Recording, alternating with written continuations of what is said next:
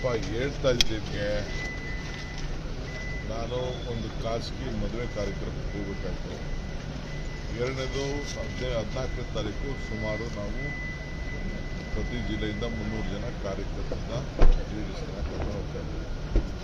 ಅವರಿಗೆ ಅಕಾಮಿಡೇಷನ್ ಏನು ಮಾಡಬೇಕು ಅನ್ನೋದು ನಾನು ನಮ್ಮ ವಕೀಲ್ ಪ್ರೆಸಿಡೆಂಟು, ನಮ್ಮ ACC ಸೆಕ್ರೆಟರಿ ಆಗಿದ್ದಾರೆ, ಆ ಲೋಕಲಲ್ಲಿ ಅಂತಂದು ಹೋಗ್ತಿದ್ದಾರೆ, ಅಭಿಷೇಕ್ ಅಂತಂದು ಅವ್ರಿಗೆ ಜವಾಬ್ದಾರಿ ಕೊಟ್ಟಿದ್ದೀವಿ.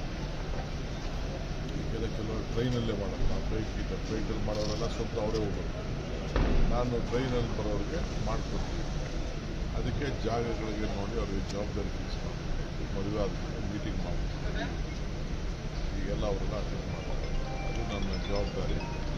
ಹೀಗೆ ನಾನು ಅಸೆಂಬ್ಲಿಲೂ ಬಿಸಿಲಿ ನಾನಿರ್ತೀನಿ. ಎಲ್ಲ ಮಂತ್ರಿಗಳು DCC ಪ್ರೆಸಿಡೆಂಟು ಅವರವರೇ ಜವಾಬ್ದಾರಿ, ಅವರವರೇ ಜಿಲ್ಲೆಯಲ್ಲಿ ಅವರವರ ಮಂತ್ರಿಗಳು ಕರ್ಕೊಂಡ್ಬರ್ಬೇಕು ಅಂತ ಪಕ್ಷಕ್ಕೋಸ್ಕರ. ಆ ವಿಚಾರದಲ್ಲಿ ಯಾರು ಕರ್ಕೊಬರ್ತಾರೆ, ಯಾರು ಕರ್ಕೊಬರಲ್ಲ ಅಂತ ಒಂದು ರಿಪೋರ್ಟ್ ಕೊಟ್ಟಿದ್ದೆ, ಸೊ ಆ ವಿಚಾರದಲ್ಲೆಲ್ಲ ಚರ್ಚೆ ಮಾಡೋಕ್ಕೆ ಹೋಗ್ತೀನಿ. ಮದುವೆ ಮುಗಿಸ್ಕೊಂಡ್ರೆ ವಾಪಸ್ ಬೆಳಗ್ಗೆ ರಾತ್ರಿ ಓದೋದು. Thank you.